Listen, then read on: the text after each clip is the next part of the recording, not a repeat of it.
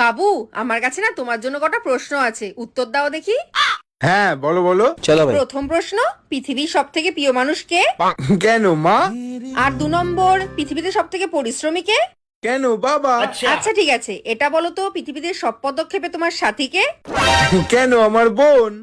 আর পৃথিবীতে সব থেকে ভালো সঙ্গী কে? ভাই।